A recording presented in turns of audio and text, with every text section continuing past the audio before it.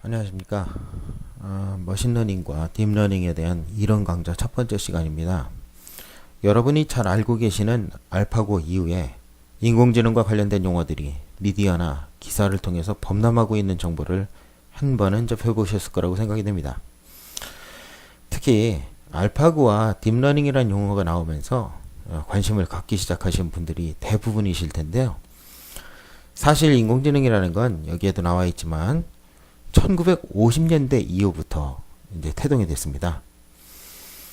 이제 이 AI, 인공지능이라는 것을 이제 구현하는 알고리즘 중에 하나로 80년도쯤에 머신러닝이라는 게 제안이 됐고요.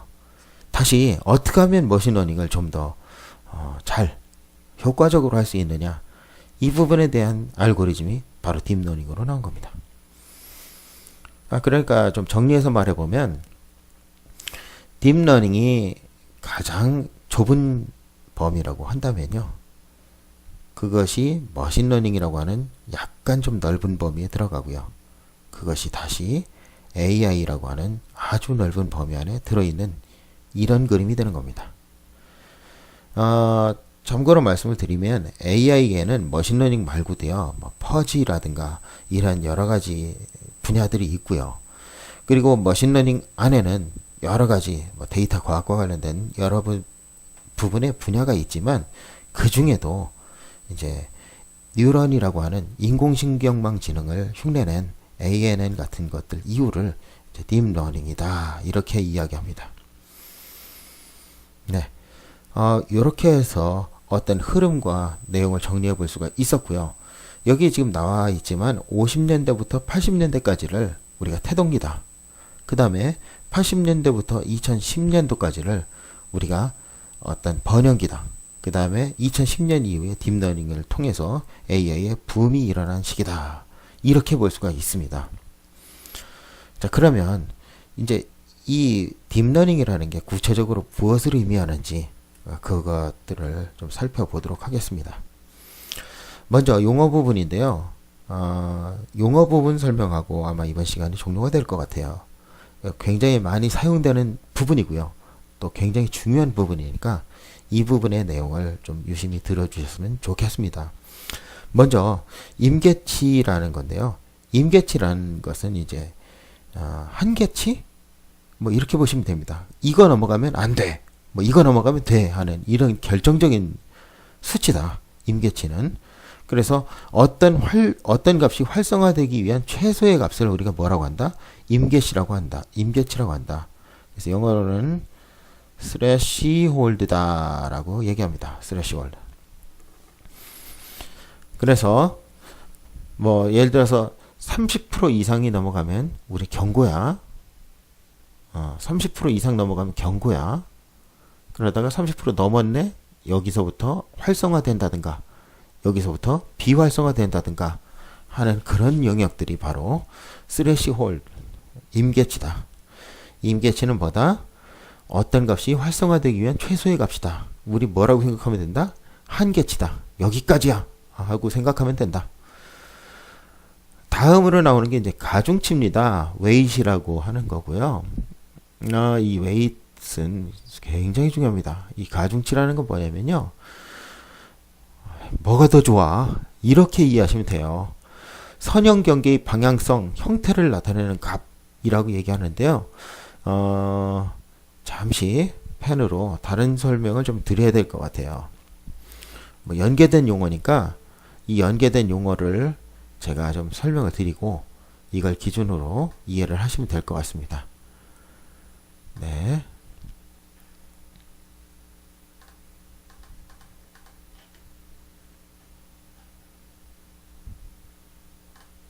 자, 가중치라는 건 이런 거예요. 펜을 고르고요. 가중치라는 거는 뭐냐면은 횡단보도를 건너야 돼요. 횡단보도를 건너야 돼요.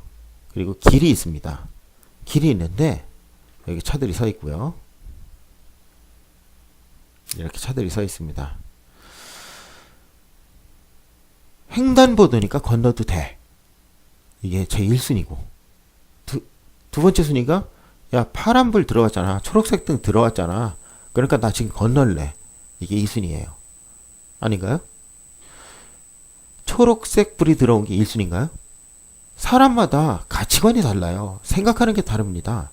그래서 누구는 야 초록불이 들어왔으니까 안전한 거 아니야. 초록불이 들어왔다는 건 횡단보도라는 얘기잖아. 그러니까 난 여기가 더 가중치가 있어. 이게 더 중요해. 얼마나 더 중요해? 이만치.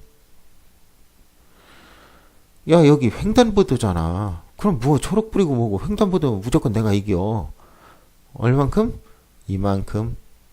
이 비율은 사람마다 생각하는 게 다르겠죠. 머신러닝을 설계하는 사람의 마인드에 따라서 또 다를 수 있고요. 그러니까 쉽게 말해서 무슨 얘기냐면 가중치라는 건 내가 생각하는 비중이에요. 비중. 얼마나 중요한데 하는 이 비중을 말합니다. 자, 그러면 다시 본론으로 돌아와서 이 가중치라는 건 아까 말씀드렸지만 비중이라고 말씀을 드렸어요. 임계치는 한계치다. 이거 넘어가면 안 돼. 이거 넘어가면 돼. 가중치는 뭐다? 비중이다. 얼만큼 중에 이만큼.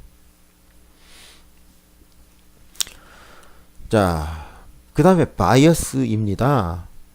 선형경기 절편, 직선의 경우 Y절편. 무슨 소리예요? 직선의 경우에는 선이 여기부터 시작된다. 아니다. 선이 이렇게 시작한다. 이건 절편의 값이 0인 거고, 이건 예를 들어서 여기가 10이라고 했을 때 절편의 값이 10인 거예요. 이 10, 요게 바이어스다. 아, 이거 왜 중요해요? 이따가 신경망 회로를 할 때 또는 퍼셉트론을 할 때 상당히 중요한 개념들이에요. 누구까지? 뉴런까지. 임계치, 가중치, 바이어스, 넷밸류, 활성함수, 뉴런. 얘네들은 모두 한 덩어리고요. 얘네들은 상당히 중요한 부분이니까 신경망 회로를 거쳐가면서 퍼셉트론을 거쳐가면서 몇 번씩 다시 설명을 드릴 거예요. 일단은 그냥 Y값의 절편이래. 이렇게 이해하시면 되고요.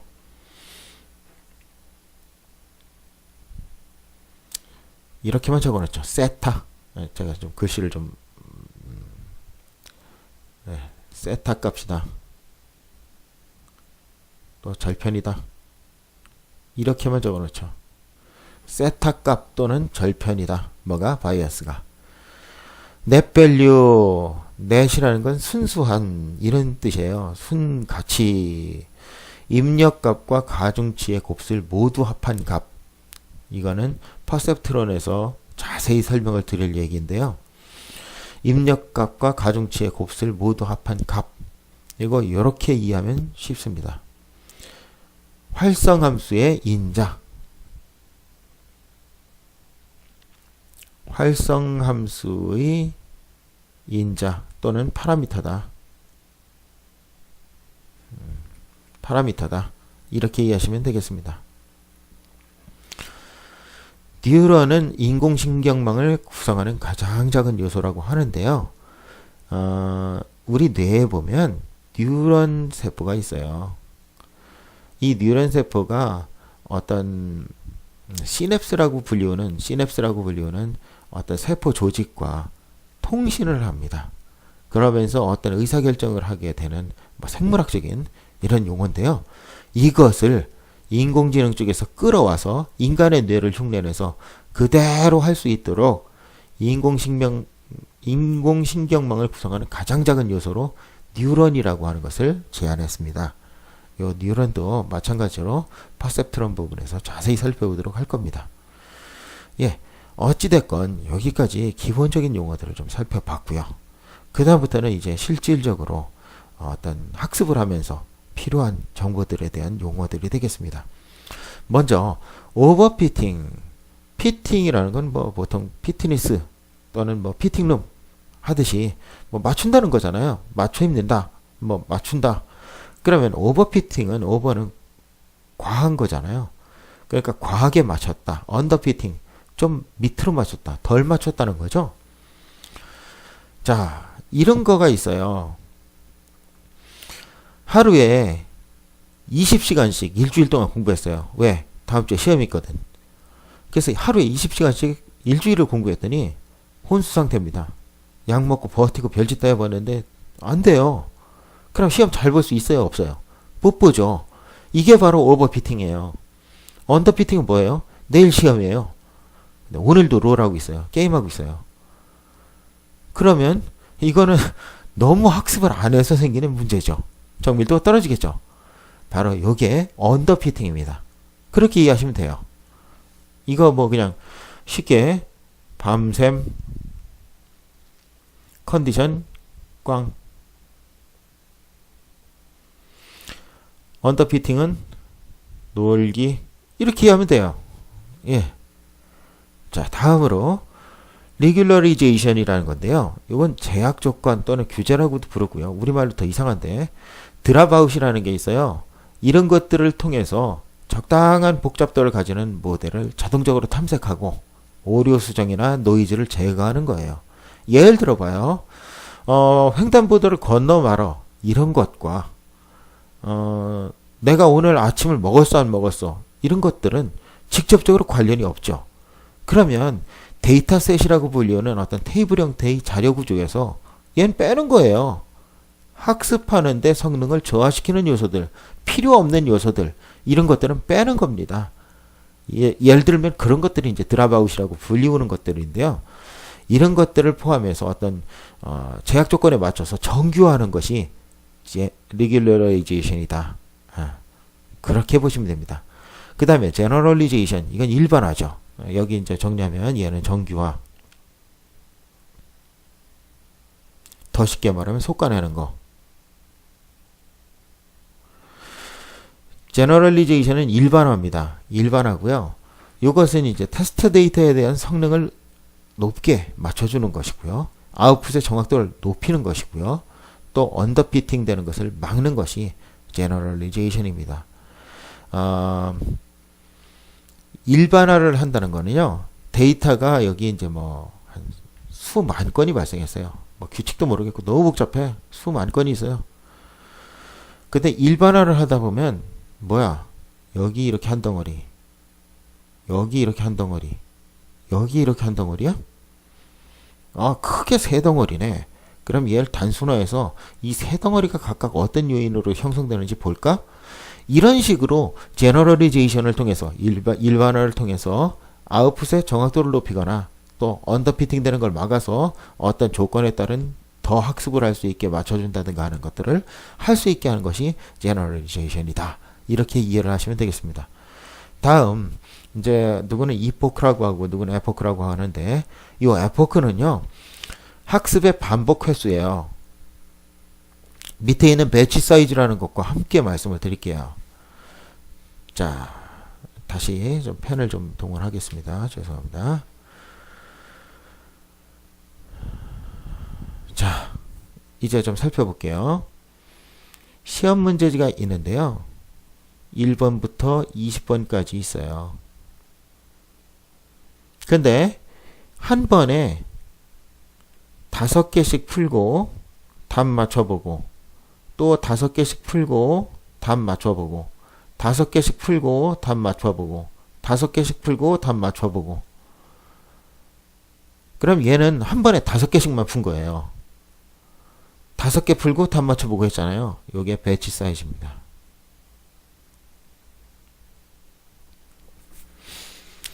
자, 전체 문제가 20개죠. 20개를 100번을 공부했어요. 1번부터 20번을 한 번 풀었어. 2번 풀었어. 이렇게 해서 100번을 풀었어요. 요 100번이 에포크입니다.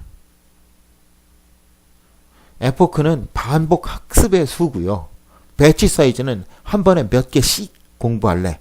이거에 대한 얘기입니다. 발음이 좀 격했지만 쉽게 이해하실 수 있도록 일부러 그랬고요. 배치 사이즈는 그러니까 뭐야? 몇 개씩. 에포크는 반복 학습수.